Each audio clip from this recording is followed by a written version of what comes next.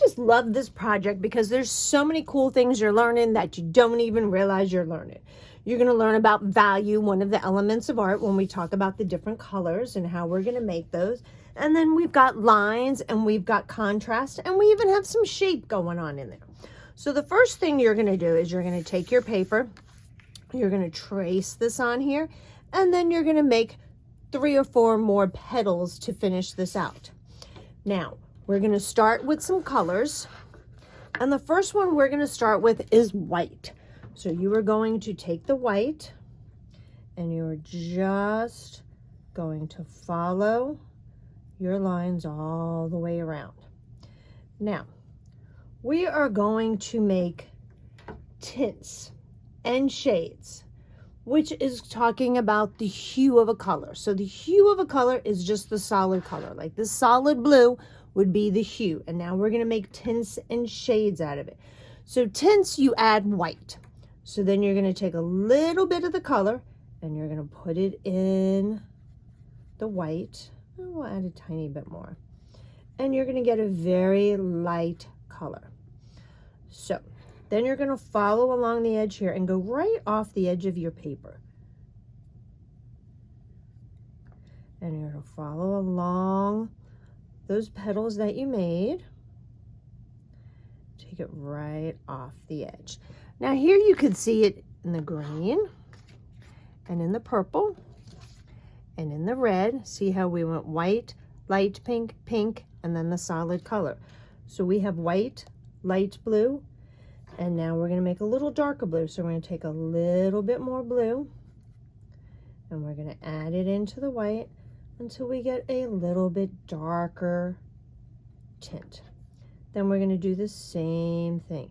Try to stay close to your lines because you don't want any of that white paper showing through.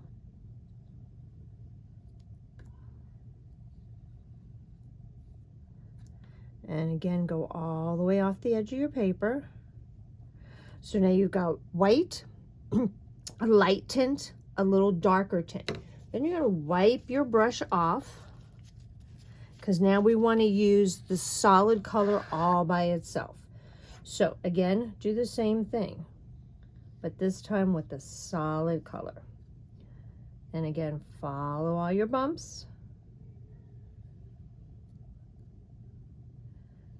And here we have the solid color. So now that we made tints, now we're going to make shades. Well, how do you make shades? Well, it's just like, you know, when you're outside and you stand under a tree and the sun's out and you say you're in the shade. Well, shade is when you add a little darkness to it. So you're going to take a little bit of the black, and this time we're going to add it into the color. So this is going to make the blue a little bit darker. And then we're going to do the same thing. Go along our bumps. And again, off the edge of your paper. Notice how I'm not leaving any white spots in between. Then we're going to make another darker shade. So we're going to take a little bit more of the black and put it in the blue or whatever your color is, and do the same thing. And you might be a little hard to see on my camera, but that is a little darker. Then you're just going to take the solid black and you can finish in the rest that way. So we're just going to finish this in, and that's all you're going to do with the color. So you made tints and then you made shade. So here are some of the other ones you can see.